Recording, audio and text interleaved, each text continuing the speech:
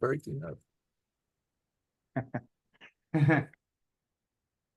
All right, good afternoon, everyone. Welcome to the Thursday, October 3rd session of the HamSCIence Zoom call. We've got a few things on the menu today. Nick Hall-Patz will be talking to us about some interesting medium wave observations from back in April. We've got some folks from NASA very interested in what we've accomplished and what we plan to accomplish in the near future. We've got to maybe some work on the newsletter today that I'm not sure everybody's aware, but we are going to be having a HamSCI newsletter probably quarterly, starting sometime in the next few months. And Mary Lou wants to talk about AGU. She's got some interesting observations about the sheer numbers of folks from HamSCI that are participating. So we got those four things we'd like to get through. So if anybody wants to add anything, we'll do that a little bit later. Let's give Nick the floor, and let's see what we can hear about medium wave recordings. Nick? Okay, let's see if we can get the screen shared and see if we can actually find. It's always a problem to find exactly where the where the darned program has hidden itself. Jeez, ridiculous.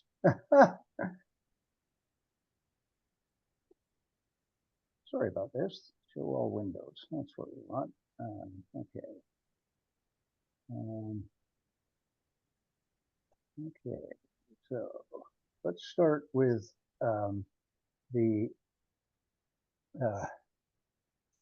let's say there's two sections to this, and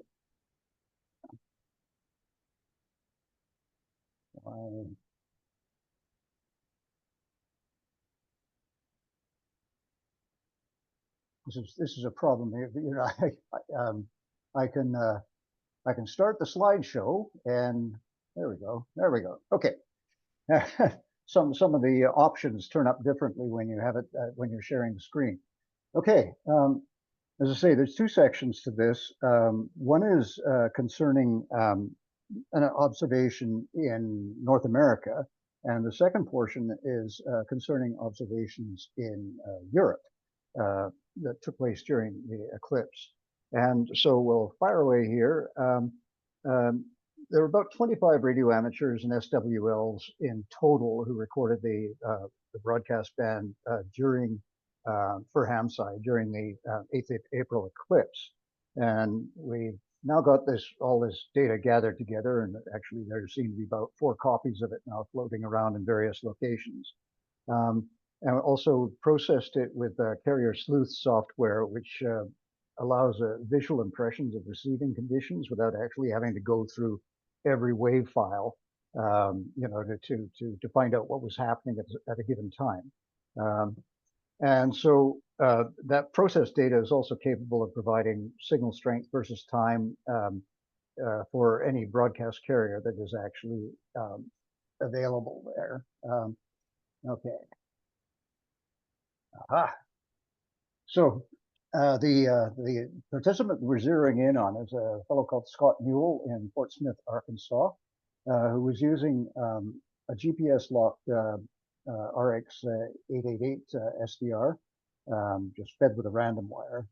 But he was one of the ones who recorded the band for a couple of days, actually 3 days, one a day before and day after, as well as the day of the eclipse, providing an extensive comparison with radio listening conditions during the eclipse with the normal conditions outside the eclipse. And so what we're going to do is look at a single frequency, which is 1530 kilohertz during the solar eclipse. Okay, this has been, you know, using the carrier sleuth software that I was talking about earlier. So you get a visualization of a number of carriers that were appearing on the frequency, and this is through the eclipse period, which at his location started about 1830, I believe. And as you can see, like there's a standard sort of heat map coloring. As you can see, at different times, different carriers strengthen and then weaken again. And so in fact, some of those carriers were strong enough that they briefly delivered audio during the course of the eclipse. And these two here we're highlighting is one of them is a Spanish language station in Harlingen, Texas, which faded up initially on the channel as the eclipse progressed. And then as the eclipse progressed further, it faded down again. And WCKY in Cincinnati, Ohio, faded up and gave a nice identification on the top of the hour. Okay, so we'll get an illustration here of the paths that we're looking at. And in fact, it's very close to sort of, like with, parallel with the path of the eclipse itself. And as you can see down in the lower left-hand corner, this is down in Texas, and you can see the directional pattern of the transmitter there. And up here in Cincinnati, it's non-directional. But the important thing is that really it's more or less, like they are more or less running along the path of the eclipse. Now, at these locations are like far beyond what would normally be heard in the daytime.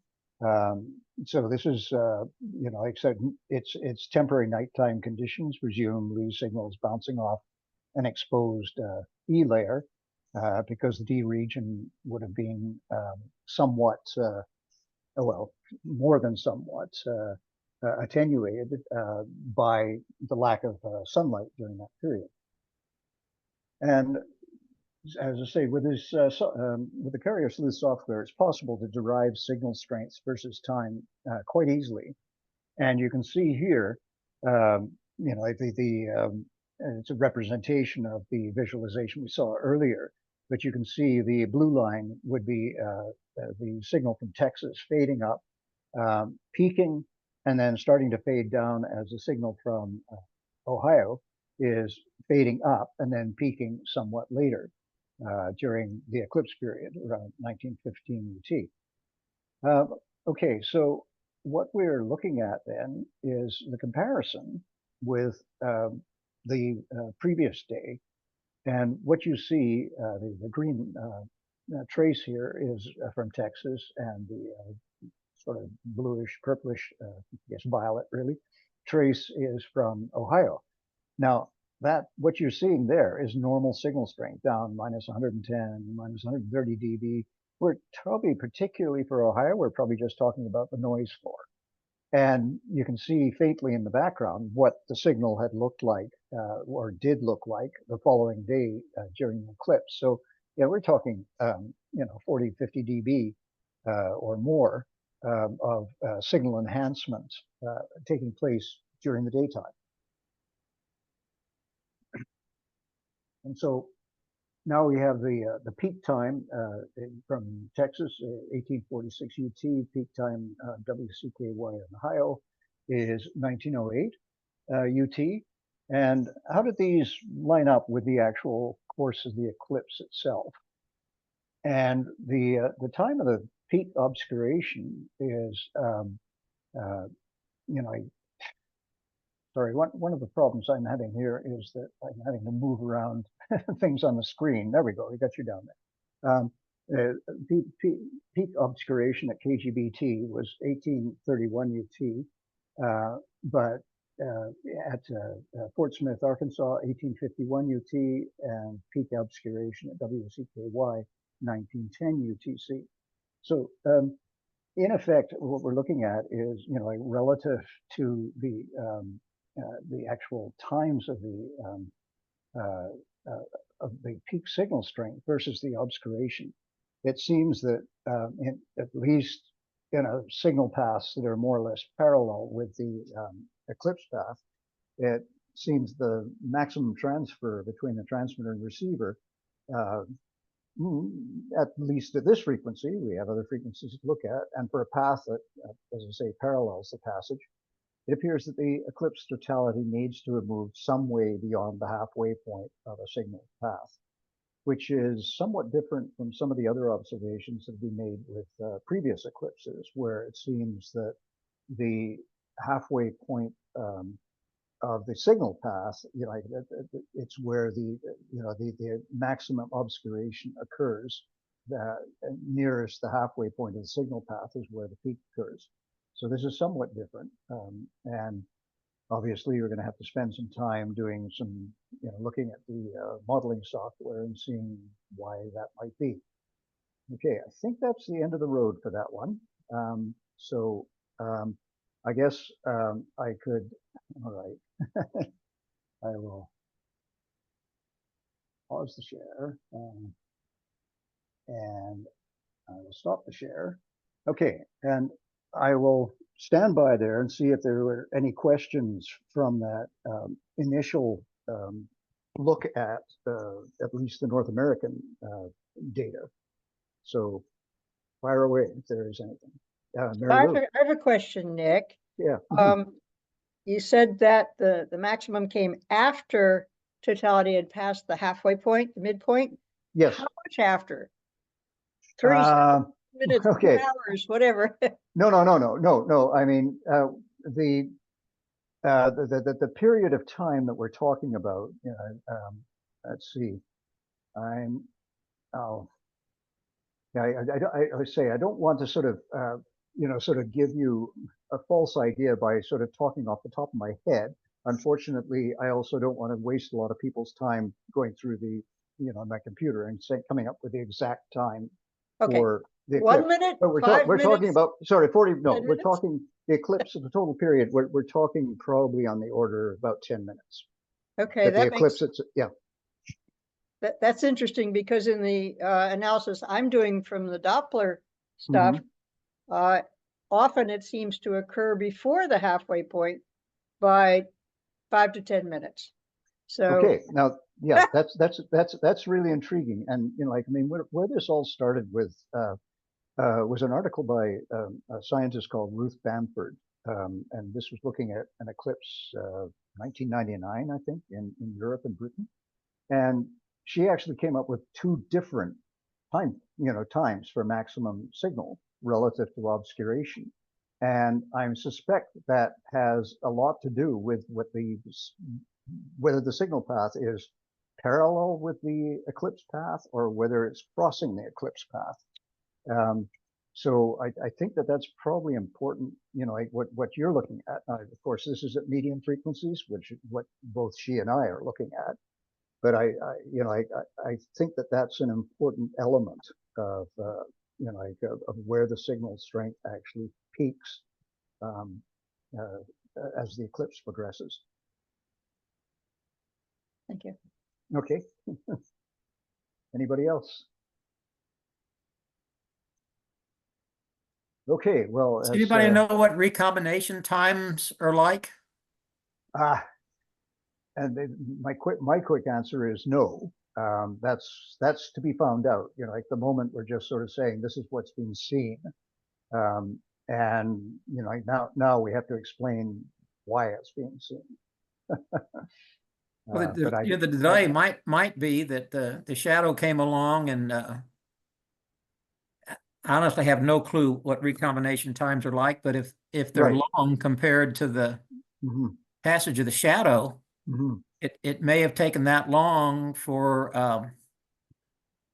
that. Yeah, that's my thinking also. Again, just speculating off the top of my head, is that it would seem that it takes quite a while for the D region to sort of basically start to collapse, and and that it will come back fairly quickly once the light shines on it again. But that's what this observation points to. But I say I would not want to say that unequivocally. Oh, it's just speculation. Yeah. And this, the whole point of gathering the data is so we can then move beyond speculation. But we have to start with that. Yeah. Okay. So if there are no other questions, and Gary said we've sort of ended up with a fairly full schedule. I guess I better I sort of. don't know if you can hear me though. Oh, sorry. Yeah, Nick. Yeah, this is it. WX2R. Yes. Yeah, Hi. I know that he focused on the 2 stations in question. Mhm. Did any other stations appear, during the eclipse, and if yes, how far away, were they from his point, from his? Okay. That is, I can say for sure that there were in this data set, there were probably hundreds of carriers, like that turned up during the eclipse period and then faded out again throughout the medium wave band. Not all of them had delivered audio, so there has to be some, there's going to have to be some trickery to identify, some of those carriers. And if we had the entire hour to talk about it, I could probably bend your ear about, suggestions about how that can be done. But that will have to wait, I think, for another time. But in answer to it, in this particular frequency, those 2 were the ones that delivered the audio. But there are many other channels that were delivering audio. And as you could see with the display, the visualization of the channel, the carriers, there were a number of carriers that increased in strength and then decreased. And they have to be identified somehow because I don't have audio. Sorry? Go ahead. Sorry, go ahead. Would it also be possible to plot the eclipse delay relative to the delay time relative to the eclipse maximum as a function of say angle relative to eclipse path? Because maybe you're showing these that are mostly along the eclipse path, but Mary Lou might be looking at ones that are going across the eclipse path. I wonder if there's some sort of angle dependence there. That was my suggestion. Yes, because like in the past, we have been looking very often at signals that cross the eclipse path because those are the most spectacular ones. Just so happened, this eclipse was the one where we had a fair number of people who were actually either in the eclipse path itself or very close to the eclipse path monitoring. The previous eclipses, we didn't have that many. This is new territory, shall we say. Because I guess you would think that stations that are along the eclipse path would experience the eclipse effects longer than paths that go across it. Because if it's going along the eclipse path, there's some possibility that the radio signal can interact with the eclipse shadow for the entire time it's still along that path. Yes, that seems very reasonable. And in fact, I should probably be copying these things down because this is a number of various parameters that we should be looking at in terms of sort of making conclusions about not just what's happening on the medium wave signals because there obviously are a number of other sort of data sets that involve signals that are coming from different directions relative to the eclipse path. So definitely something we should be looked at further. Have you ever looked for those other signals at night? Yes, that is one of the ways of identifying those carriers. Because most of those carriers are very, very stable, and these are normal nighttime signals at this location in Fort Smith. And this is a long-term recording. And after sunset, those 2 signals are very definitely listenable quality in Arkansas. Yeah. Hey, Nick, just to follow on that, the 2 stations in question ran. They didn't lower they basically maintained their power because it was in daylight. In any of the other stations that we're looking for, do we know that if they would lower their power because it's a night situation? Yeah, no, that is information that's available from the FCC. If they're following the rules, then yeah, there are stations that, well, first of all, there are daytime stations, ones that are supposed to sign off at local sunset. So if we see them fade up during the daytime, we won't hear them at night because they won't be broadcasting at night. Others will change pattern or change power at sunset to protect other stations. So yeah, as I say, this information is all available, and it will have to be kept in mind, as I suggested a moment ago to Steve. Like with these particular transmitters, you could see the exact frequency was the same at night as it was in the daytime and so forth, but that may not be the case for other signals that are being heard.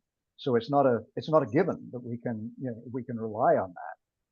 But as I say, that would be one of those things that you can check with the FCC database, and it would tell you whether or not that transmitter had changed, say, its directionality or had signed off or whatever during after sunset.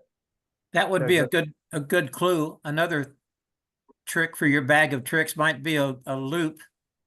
You could DF on it, get a line of bearing, and that would at least tell you which direction it is from you. That's very true. Unfortunately, we didn't have that luxury with because these are very temporary signals. Well, at night, though, I mean, they should come back at night.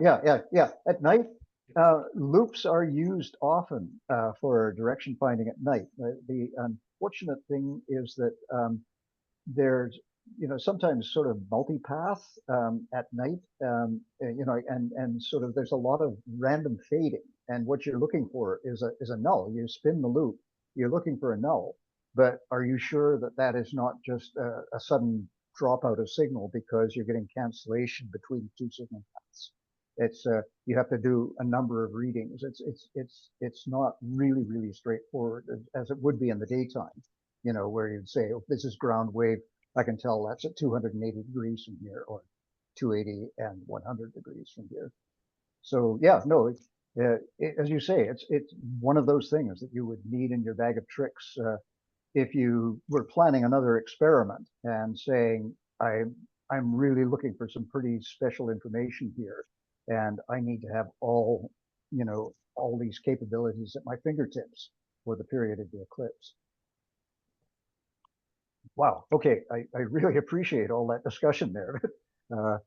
But Gary's probably, saying, hey, get on with the next one. Yeah. Okay. The next one is a little shorter. Essentially, it boils down to the fact that the Europe was, basically in nighttime when the eclipse ended. And there's evidence of signals crossing the Atlantic as the eclipse ended. So let's see if we can find the actual. Okay, there's Fort Smith.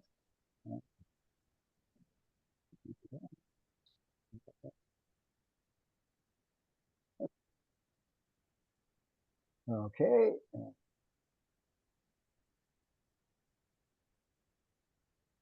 Okay. All right. So can you see this? Can you see the slide? Yes. Okay, that's fine. Thank you. All right. Okay. So the eclipse ended in 1955 UT, which is sunset in the North Atlantic Ocean. Everything to the right of the eclipse path is actually in darkness. The sun is set there. So did that mean the eclipse had no effect on signal propagation in Europe? And the answer to that is, well, actually it did. Carlos, CT7AUS, suggested there would be. And at the time, Nathaniel had put together this very nice collection of, sort of darkness from the eclipse, which included a video. And so we looked at this and said, well, yeah, no, this looks like we're going to have a darkness path between North America and Europe. This is at 1930 UT, and this is at 1955, sort of 25 minutes later. And we're looking at a darkness path really from the eastern United States and Canada into, already dark Europe and North Africa.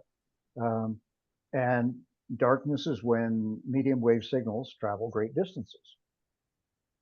So there were monitors in North America, as I say, there were 25, but we also had half a dozen of them.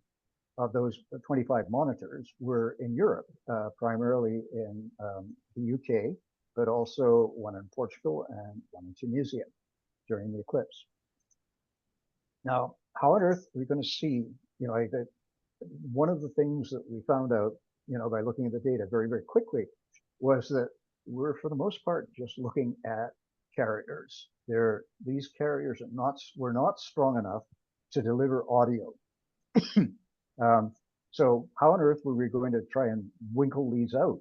Well, it turns out because broadcasters in the Americas are on 10 kilohertz space channels, but those in Europe are on 9 kilohertz spacing, it's pretty easy to find evidence, at least of carriers coming in from the other side of the Atlantic during the eclipse, because it stands out between the domestic broadcasters. These red triangles here, and this is just a little piece of spectrum, the red triangles are indicating European broadcasters, carriers from European broadcasters between 1130 and 1180 kilohertz. But you can see that, and those are at 9 kilohertz spacing, but you can see at 1140, there's actually quite a strong carrier. And that would be coming from North America. It wasn't a spurious signal at the receiver in Europe. And so many carriers, in fact, did stand out. In fact, we had 43 carriers at a monitor in Scotland who had the best signals overall. But yeah, there were a couple of dozen at any of the locations, at least in the United Kingdom, and even in Portugal, and even in far off Tunisia, we were able to see North American carriers during as the eclipse ended in the North Atlantic. And so this is a brief example of what we're seeing here. On the left-hand side here, this is a signal we actually were able to identify from audio, because this was a Paul GM7 VXR in coastal Scotland. And he actually heard, I think, 3 audio signals from North America. So it wasn't just carriers and speculating about what they were. And CBI from Sydney, Nova Scotia, which is very much at the, this sort of northeastern tip of North America as far as broadcasters are concerned.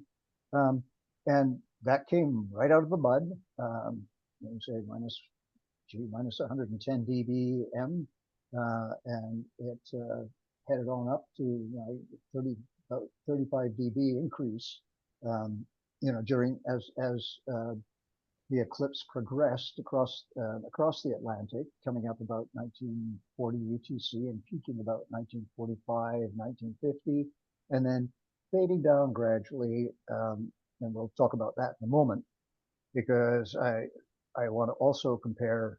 We also had a monitor in Prince Edward Island, and he looked at it.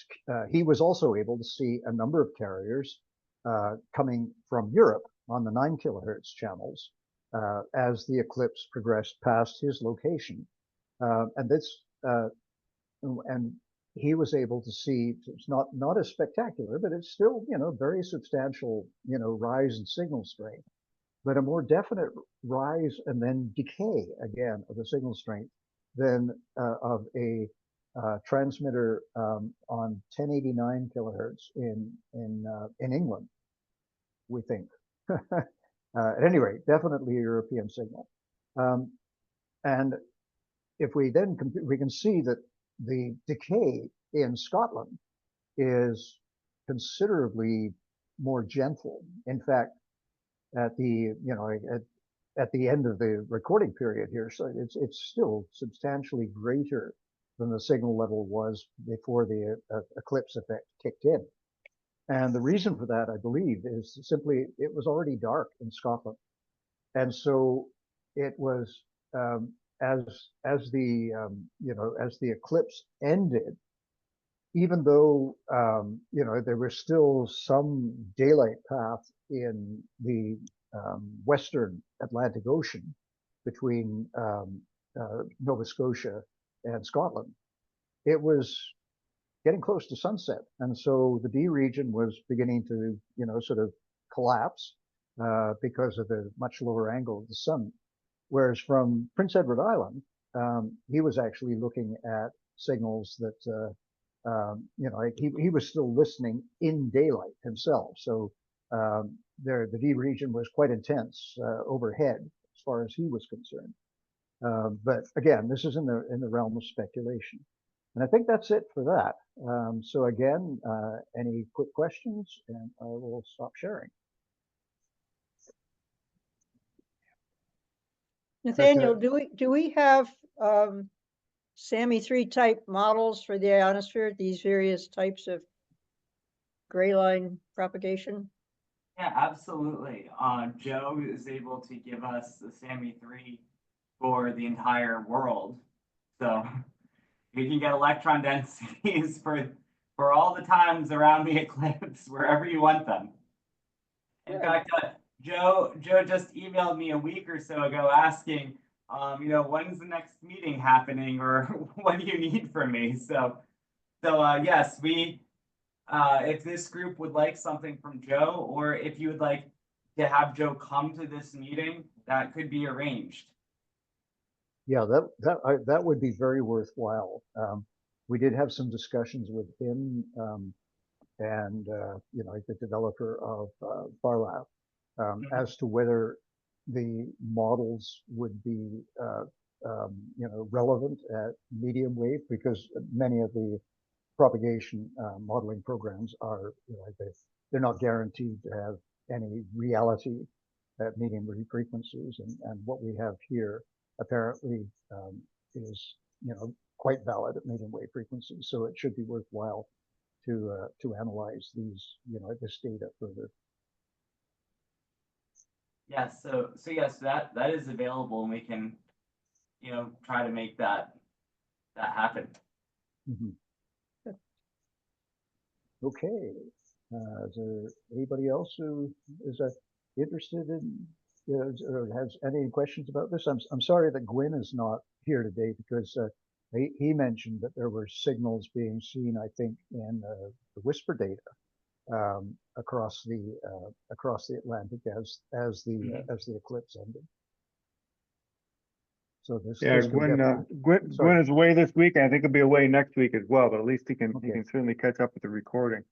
Yeah, just gonna comment that it's a really beautiful job you did with that analysis, Nick. It's really quite nice. Yeah, the visualization I find has been really helpful. Rather than just sort of hand waving, and definitely just sort of playing back audio and saying, okay, here's a signal, and there it goes again. Yeah. So I think there's a lot of potential there, and I think we've talked before about the idea of putting the data sets during the eclipse up on Zenodo, but I was thinking also we should put those carrier sleuth files up as well, because anybody can generate charts like that. It's you can extract a CSV file of signal strength from down to about 0.2 of a hertz if you want to. So yeah, no, I think it's really good, and I know from my work I found that doing visualizations is really kind of like the first step for me to really get my hands around the data and kind of understand what's going on. And you can just do so much with that. And then once you get your visualizations more or less, you're like, okay, I think I can see this thing. Then the next trick is trying to pull out real numbers systematically from those charts to really show those relationships.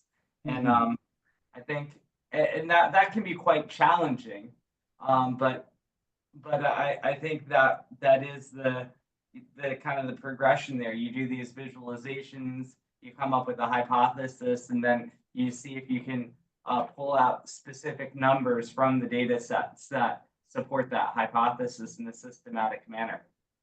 Yeah. I say that this will be the fun part, as opposed to, as I say, the office work of you know, just gathering the data together and they also just doing a description of the various data sets, because these are done on all sorts of different antennas, all sorts of different receivers. Some of the Yes. quality is, you know, sort of not as good as some of the other quality, and yeah. Yeah. But all those things would enter into the analysis, you know, so that people, you know, so that a scientist somewhere down the road doesn't get blindsided by the fact that, oh, you know, at that point, you know, the signal level dropped because, you know, sort of his antenna fell down or whatever. Yeah. Although I don't think that's been a problem. But anyway, it looks like a lot of fun ahead, shall we say? Now that most of the sort of dirty work of getting it all in one place is being done. Yeah. Okay. Anybody else? And oh, yep, I see you, Mary Lou. So Nick, I have just a question of how much this group is. How many individual people made recordings for you? And how many different stations did they hear? What sort of numbers are we talking about here? Okay, there were 25 in total for the 2024 eclipse. There are 15, I believe. Does that include the folks that were in Europe as well? Yes. Yeah. Okay. Yeah. So That's all of them. 19 in North America, 6 in Europe. And Okay. but the thing is that, you know, like you saw some of the numbers for the European display. You know, like we're talking dozens of carrier signals seen from North America. It gets really, really crazy, like the earlier for some of the North American ones, because the data set from Fort Smith is a really, really good one. And that is what you saw there, about a dozen carriers coming up, was indicative of what appeared on particularly the higher frequencies. So we're talking a dozen or more carriers appearing on every one of, say, about 50 channels. It's going to be a tough one to identify a lot of those. But I think 1600 kilohertz, I worked out, you know, like how many signals, you know, like how many stations were actually licensed in the United States to that channel. And it looked like we were seeing indications from about 50% of them, you know, because most of them are in the eastern United States. And we're seeing carriers from about half of them. This is crazy stuff. Yeah. So do you have a group of college students that you got doing this? No, it's Oh, you need only to find a group of them and just yeah, it's throw them only at it. me. It's They're only wonderful. me. So yeah, it's only me so far. And yeah, I'd love to be able to, yeah, sort of hand off a lot of it. But yeah, we're at the data description portion of this right now, and you know, to a degree, I'm sort of somewhat depending upon, you know, like people at HamSCIence sort of saying, okay, well, you have this information, like what the heck can we do with it? Because, you know, like I'm not a scientist, I'm a data gatherer. Anyway, I'd like to learn more about it, but you know, I'm certainly not in a position to start pontificating about it. Yeah, but you're right. There's a lot that could be done with this, and there are two other data sets. There's one, you know, there's still the one from the annular eclipse in 2023, which is smaller but still quite large. And there's a data set, several data sets from 2017. And yeah, there's a lot there. Yeah. Nick, where are you physically located? I am in Victoria, British Columbia, west coast of Canada. Surely there's colleges out there. Do you know David? Yeah. Sorry? Do you know David Themens? Yeah, no, I have been in touch with him. He's been pretty busy with other stuff. I've also exchanged an email with the student, the high school student that he was mentoring. But things are moving slowly, shall we say? Yes. Yeah, that's the trick. I could I mean, certainly from here in Scranton, I could try to find a student who might be interested in helping you. But in terms of my additional mentorship hours, I think I have every single mentorship hour I have totally. Yeah. But, No, I understand. I mean, yeah. but one of the things is too that this data set is not going away, and Right. we're, you know, like right now, my major goal is to make it available. Yeah. As I say, these will end up on Zenodo. And the Zenodo ones from 2017 have been downloaded hundreds of times. I have no idea by whom. I don't know who's doing what with them, but the thing is that there does seem to be some interest. Yeah. So I guess what I'm saying is if you wanted a level of support where if I went up to the engineering or physics group or you know, or even computer science, I said, is anyone interested, any student interested in working with this? I could send them your way and you could try to work with them yourself too. Yeah. No, if somebody sees, you know, like an opening for their own advancement, shall we say, or their ability to advance the knowledge, I'm more than willing to help in any way I can, because you know, like I come from the medium wave DXing community, and so, you know, like what Ed was asking about earlier, you know, like I know some of the trickery, what's going on there, you know, like in terms of you know, like what is likely to be happening with the transmitters and so forth, and where the information is available. And I don't. Another you know, Kuldeep, he's at NJIT. Kuldeep and Garrett, they may have a student that might be interested. Yeah.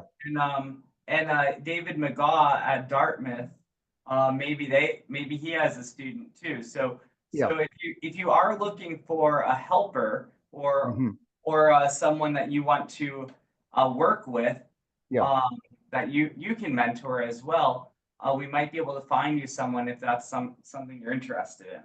Yeah, say at this point, I think my ability is to assist somebody who says, I think I can see something scientifically worthwhile in this data set.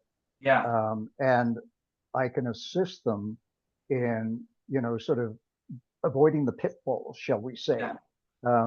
I mean, well, I think one thing that if you're able to keep doing what you're doing right now and you're able to show it to this group, I think one thing that it could probably help with is, you know, Kuldeep, who's on here right now, he's going to be busy writing a paper about these results. And I would say, and Kuldeep can speak to this too, but I would say it's very likely that if you're able to provide things like, okay, here are the stations that we saw, here are the delays relative to eclipse time on these particular frequencies, Kuldeep could probably fold that information into the paper he's writing about in some way, shape, or form.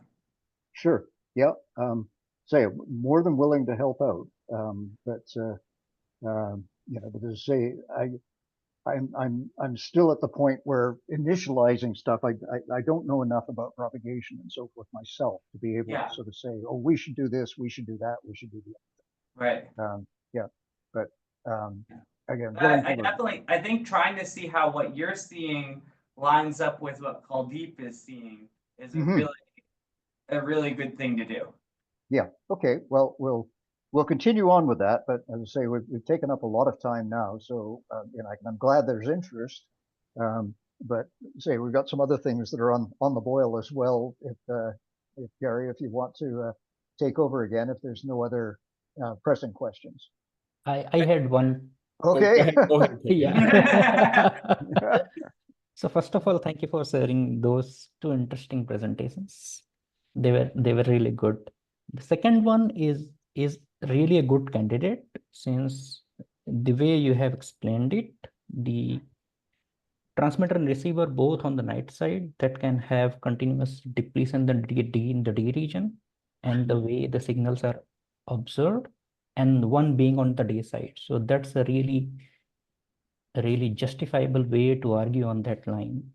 I wanted to add that when I'm analyzing the higher frequencies, which are 7 megahertz or say 21 megahertz, this opening up of connections from northern US to Europe is also observed in the same periods when you are indicating when the eclipse shadow is in the ocean region and European region is already in the dark.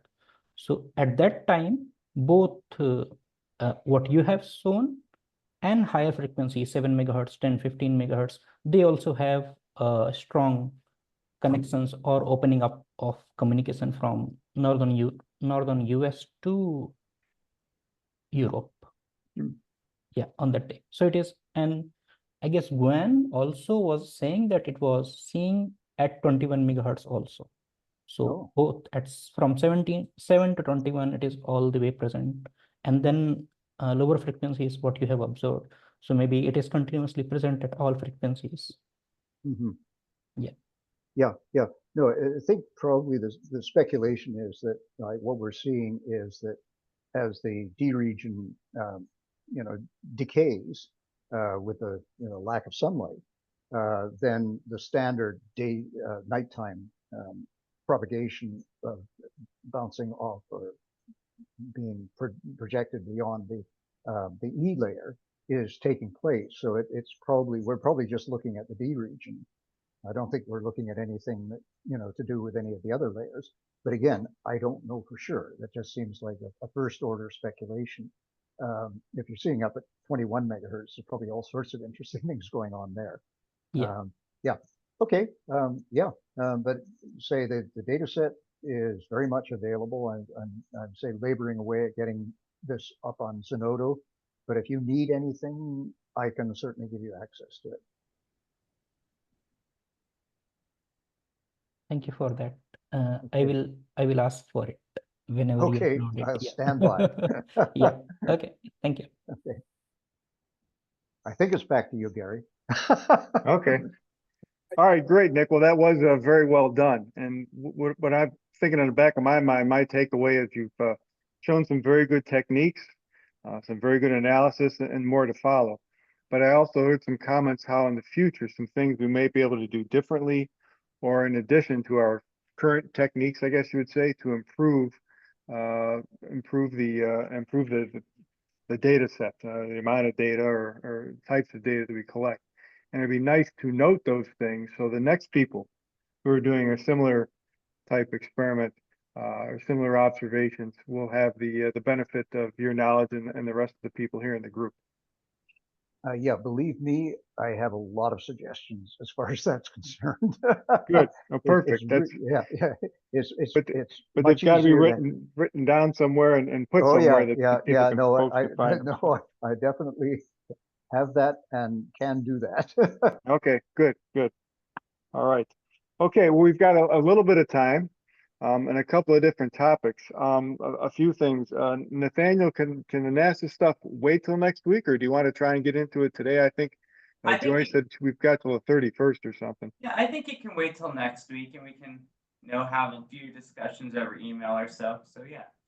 Okay. We can Gary, do I have time to make a comment? Is there time for me? Sure, Gareth, sure. And I'll be quick because I know Kenzie has their hand up too, but about Nick's presentation. First, Nick, you're in Victoria. I'm from Abbotsford, which is near you, of course. So for all those Canadian geography, Abbotsford and Victoria are a boat ride and about 90 minutes on a highway. So there's my Canadian flag back there. So yeah. And the other comment was, I mean, you mentioned like the nighttime propagation. I mean, Kuldeep was mentioning how we kind of see that in the data, but also one of my other students, Sebastian Fernandez, has been really looking at the GRAPE data specifically for WWV to New Jersey here, which is a lengthy distance, and we also see during the eclipse, the resumption of the nighttime propagation characteristics of that connection. So yeah, it's really kind of neat seeing this kind of at different spectrums, different parts of the spectrum, this kind of consistent picture. But yeah, again, like MF is a bit of a different beast compared to HF and all that stuff. So the other question I had was, I guess maybe we can leave this for later, was in your plots, and I apologize because I came in late to your presentation, but You were showing the tick up of the strength of the signal during the eclipse, right? So that's the disappearance of the D region. But there was these periodic dropouts in it, and I'm wondering what those might be as well. And if you could probably pick this up by email or something, but that would be really curious. I'd be interested to hear that. We saw those also in the 2017 data set, and I think they're in the 2023 data set. One of the suggestions at the time was there were traveling ionospheric disturbances. That there's, but it's really very much an open topic. Nobody's ever really come down to any conclusion about it. But yes, there are dropouts, and it will have to be checked to see whether that's an instrument problem. But that should be fairly straightforward just by checking other channels nearby, or in fact even other carriers on that given frequency. Great, thank you. Okay, the other one of the other things we had is the newsletter and that sort of stuff, and we got the head honcho here. They're in Scranton. Ed, do you want to just you want to hold off the newsletter, or do you want to work on it during the week? I think we can hold off, just basically to say that we've got a first draft that's pretty much done. And thanks to everybody for suggesting names. Little did I realize that we would get so many suggestions. So that's good. We will whittle them down, as they say. So, thank you all. To the ionosphere and beyond.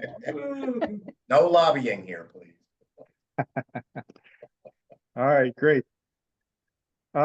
Mackenzie, you had a quick question?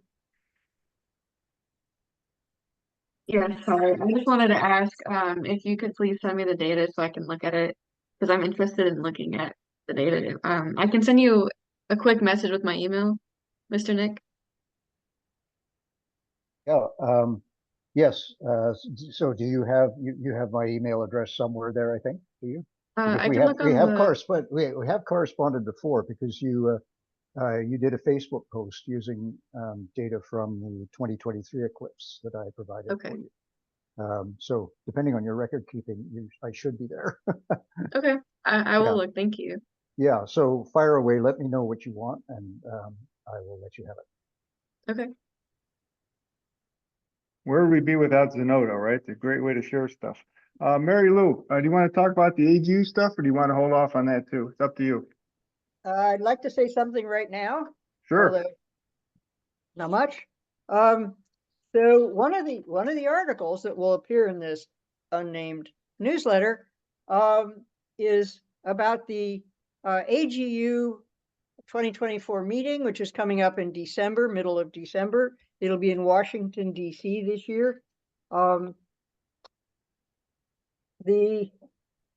group, our HamSCI multitudinous group, has done put in abstracts for lots and lots of presentations, and I did not realize how many there were, and I'm just really impressed, and I just want to tell you.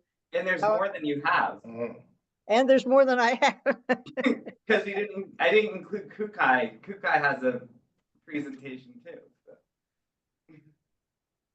Yeah, and I thought of somebody else while I was doing this, and I can't think of them, that I didn't get one for. But anyway, of the ones I do have,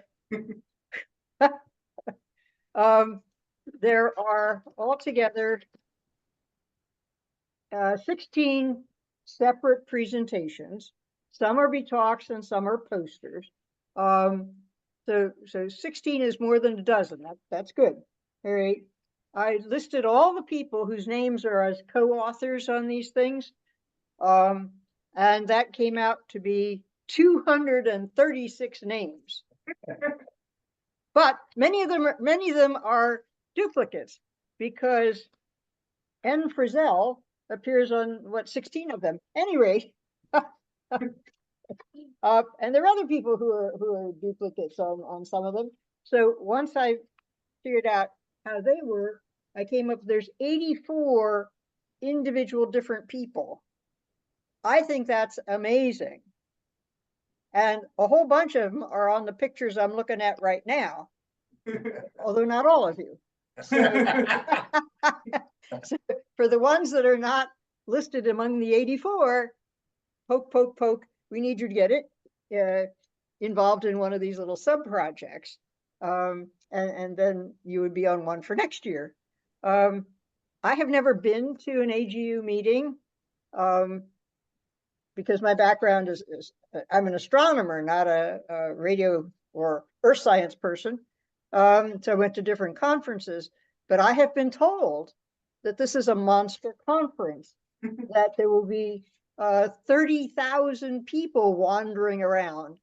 I got, oh my goodness, that's a lot of them. But at any rate, so and of these 84 individual people, a dozen or so are students, undergraduate college students, and I think that's really wonderful. And I would like to see next year more little groups of college students get attached to a project, which is why I think Nick is going to be hearing about things, and to have this opportunity to go to such a wonderful, wonderful thing.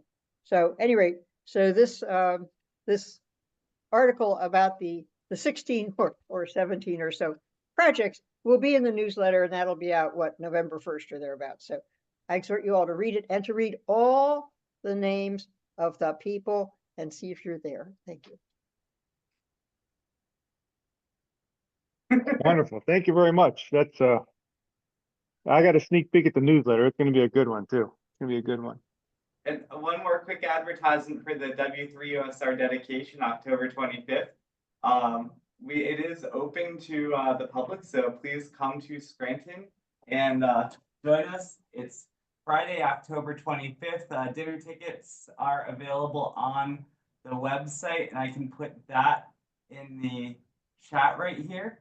And let's see if I can do that. And I can tell you that we've got people flying in from Canada. Gary is going to be there. I just heard that Colonel Hamilton from West Point is planning on coming. Bob Indervitson from the League is coming. The NSF program officer put in a travel request, so if that gets approved, she's planning on coming. So it's going to be a very big event. So please come join us. I'll put that in the link in the chat again.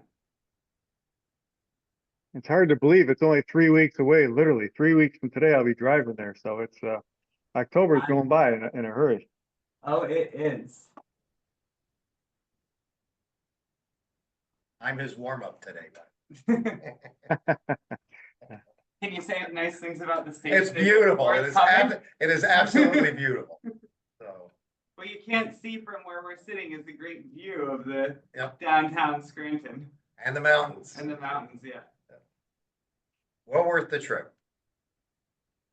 The only thing I checked was to see if the Wilkes-Barre Penguins hockey team was playing that weekend, and they're out of town, so I'm going to miss that. But still, the ham radio portion will be great by me. All right, we're a couple minutes past the hour. Is anything else anything burning that everybody wants to bring up, or any questions we might have missed? Otherwise, we can bring them back for next week, because we'll be back here on the 10th. So. All right. Well, thanks everyone for participating. Nick, for doing a great presentation. I know you thought it would take 10 or 15 minutes, but when there's that much interest from the group, that makes it all the more worthwhile. So thank you again. So everyone have a great week, and get on the radio, do a little bit of science, analyze some data, whatever you like, and we'll see you all next week. 73. 73, everybody. 73.